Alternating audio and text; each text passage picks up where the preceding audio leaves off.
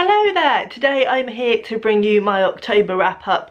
Usually I split my wrap-ups into two parts so that they're not too long, but because I was away for the most part of this month, I haven't done that.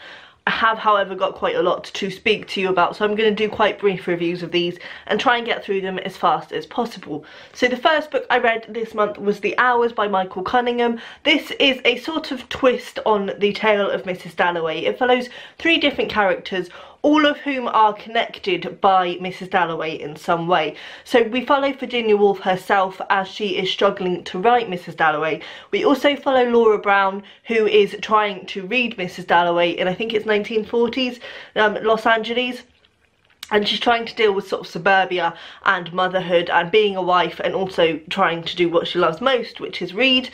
Then we also follow Clarissa Vaughan in 1990s New York, and she is preparing for a party for her dying friend in a very Mrs. Dalloway-esque way, and also her nickname by that friend is Mrs. Dalloway. So that's the sort of ongoing theme between all these women, and it basically is just character studies of these three women and the struggles that they come across and the pressures that are put on them. It's a phenomenal book, and it's definitely one of the best books I have read this year, possibly the best book. It was just really, really wonderful. So the writing in this is amazing, and what I really loved the most was that Michael Cunningham writes women probably better than I have ever read a man write women, considering this is about three women and their internal struggles, and they are quite female problems that all these women are having, and the feelings that they're having are quite female feelings, if you know what I mean. But Michael Cunningham does it probably better than many female writers would be able to do. It's just stunning, and I would definitely recommend reading this. I actually read Mrs. Dalloway a few years ago and didn't love it. I could see the literary merit in it, but it didn't blow me away. But since reading this, I would like to go back and reread Mrs. Dalloway, because there are parts in this where it kind of unravels the narrative of Mrs. Dalloway and sort of analyses that text. I think it'd be quite interesting to go back and reread Mrs. Dalloway. I would also say that if you're hesitant to get stuck into the world of Virginia Woolf, this might be a good place to start, because not only does it make more sense of Mrs. Dalloway, but it also unravels who Virginia Woolf was as a person, which was really fascinating. Yeah, in short, just basically go and read it, because it is phenomenal. Then I read my short story collection for the month, which is How Much the Heart Can Hold, 7 stories on love. This has got stories from a variety of authors, including Caris Bray and Donal Ryan, and they're all based around the theme of love, but the idea with this is that they're not typical romance stories. They all look at love in its different forms, and it's basically held together with the Greek meanings for love. So before each story, you have the Greek word for a different kind of love and the definition. Like, I loved the Greek definitions. I thought they were really fantastic, and it's interesting to look at the origins of words and how different the reality of what they actually mean is to what we take them to mean in modern day. But I felt sometimes like the Greek word at the start of the story didn't necessarily represent the body of the story, so that kind of confused me, because I didn't know whether it was just they were in there as little snippets or whether they were meant to be introducing the story. I think they were meant to be introducing the story, but a lot of the time I didn't see the relation very much. I didn't love this, I'm going to be honest. Anthologies and me never really get on. I think it's difficult because you can't get into the style of the short story writer because you're only getting one story from them. So they're always quite a disjointed experience for me, and there were not really any amazingly standoutish stories. Before It Disappears by Rowan Hiseo Buchanan was probably my standout story of the collection, but it wasn't a favourite by any means. It didn't blow me away, and for the most part I was a bit bored with the stories in here, if I am completely honest. It's a shame, and it might just be the anthology problem, but yeah, I was slightly disappointed with this one, sadly.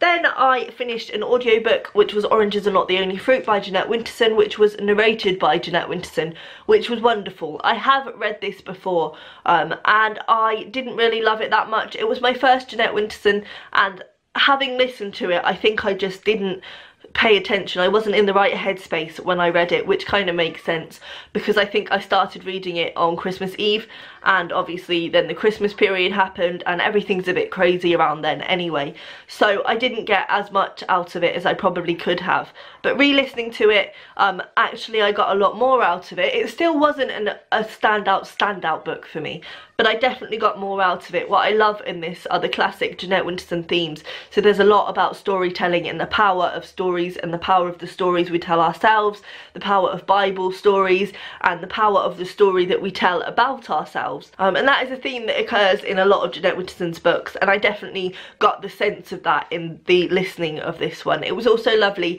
to have Jeanette's voice narrate it, because though it is not a memoir, and she has expressly said that it's not a memoir, there's no denying that there are a lot of things in the book that correlate with Jeanette's life. So it was quite nice to have that personal touch of her narrating it.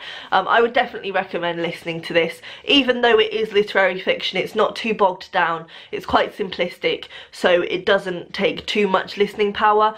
Then I finished while I was away Gone with the Wind by Margaret Mitchell. I have done a separate review kind of thing of this, which I will link down below. I didn't overly love it. There were some issues that I just couldn't get past.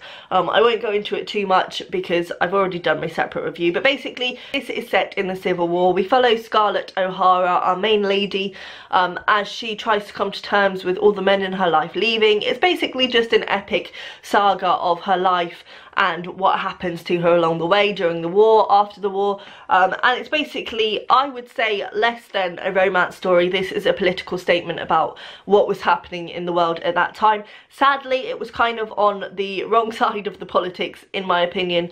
For that reason, I didn't love it. I also didn't overly love the characters, but as I say, if you want to know more, I will link my full review of that down below. Then I read my library book for the month, which has actually gone back to the library, so I can't show you a physical copy, but it was Exit West by Mohsin Hamid. This was shortlisted for the Man Booker this year, so I wanted to give it a go, and I was quite intrigued by the sound of the concept, but I had not had the best experience with Mohsin Hamid. I read The Reluctant Fundamentalist and it just kind of left me really lacking. I felt like the style, although brave, didn't necessarily work. So I kind of strayed away from his books since then. Also, Exit West is only out in hardback, I think, at the moment, unless I'm wrong and it's come out in paperback since. But when I was trying to buy it, it was only in hardback, and it was £15, I think. And the way it was formatted, there was not much writing to a page, I'm not gonna lie, and it's a very short book anyway, so I was reluctant to spend that amount of money on it.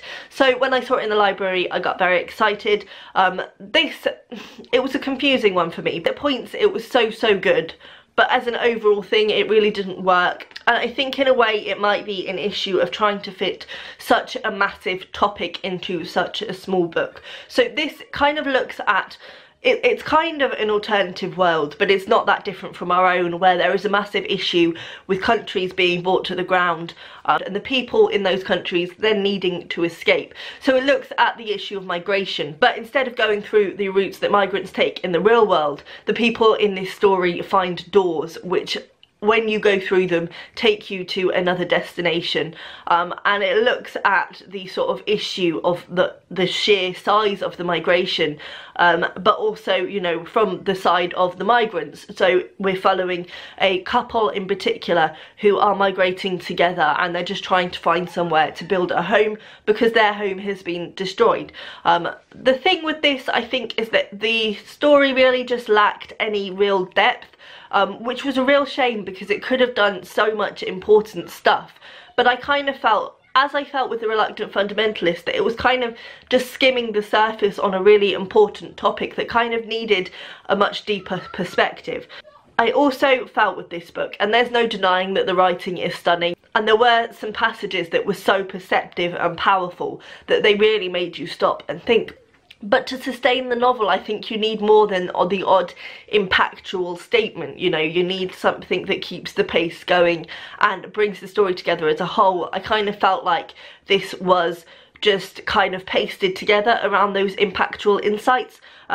I'm going to read you, I took a picture of the first page before I took it back because it was so stunning. Starting is a fantastic example of how stunning the writing is in this book.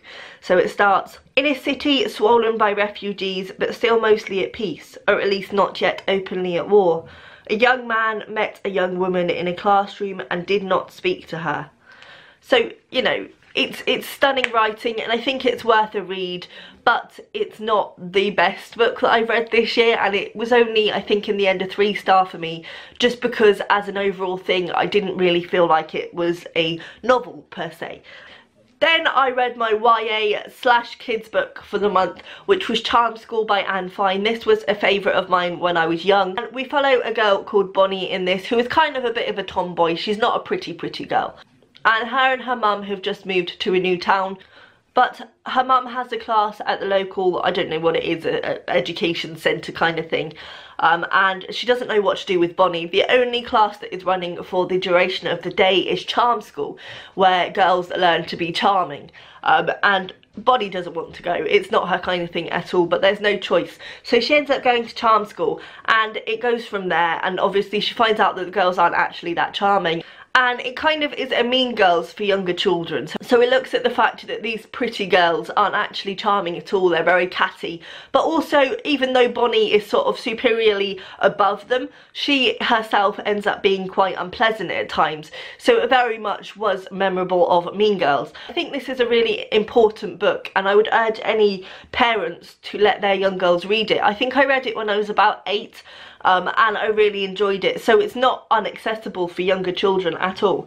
So for a young kids book, it's quite risky in the fact that it looks at sort of issues of weight in young girls and things like that, issues of how young girls perceive beauty, but at the same time I think it's naive to assume that that kind of thing isn't a problem for younger children, and I think actually by showing them a book like this you can really get in there and tell them that it's okay to be who they are and it's okay to eat the pizza.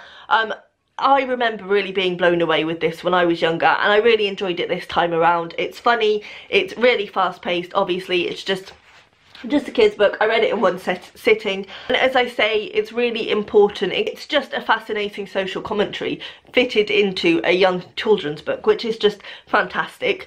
There is, I would say, reading this in the modern day, there is some gender stereotyping, but then when this was written, I think in the late 90s, obviously gender issues weren't so prevalent in the public eye, so I think you can kind of forgive it for that, and it's not a large enough part of the story to make you not want to read it. But yes, if you haven't read this, I would recommend it, and if you read it and loved it as a child, I would definitely recommend re-experiencing it as an adult. Then I finished with my non-fiction for the month, which was Why I Write by George Orwell.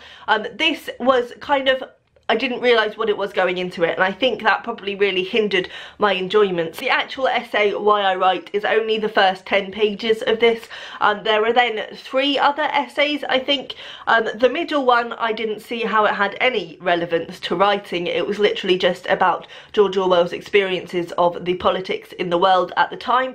Then there is one that is written, again, I don't see what it has to do with writing, but it's written of an event that happened when he was serving in Burma. I suppose, in a way, you know, I know that he wrote his first book, Burmese Days, off of the back of his experiences in Burma, so perhaps it's sort of trying to say that incidences like that are why he then went on to write. But it was a bit clutching at straws, I felt. And the last essay is kind of more of a writing advice type of essay, but because it's quite old now, I think, so I don't know that the advice is necessarily relevant to a lot of things in modern writing. I always seem to have this problem with George Orwell. He just kind of misses the mark with me. Obviously, I enjoyed the political essay, it was interesting, but for the most part I was reading about political figures that I didn't know and that had no relevance to anything that I could relate to. Also, I was just the whole time thinking, how does this relate to writing? Yeah, I don't know, it wasn't amazing. I would, if you like George Orwell and you like writing, it's probably worth a read, though don't think that it's going to be particularly about writing, because it isn't really. So yeah, that was my month. It wasn't too bad, especially considering I was away for 10 days and I didn't get as much reading done during that time as I would have liked. I took 3 books, which was probably ambitious, but I only just managed to get through 1. So yeah, I'll wrap this up now because it's quite long. Let me know down below what you've been reading and I'll see you next time. Bye!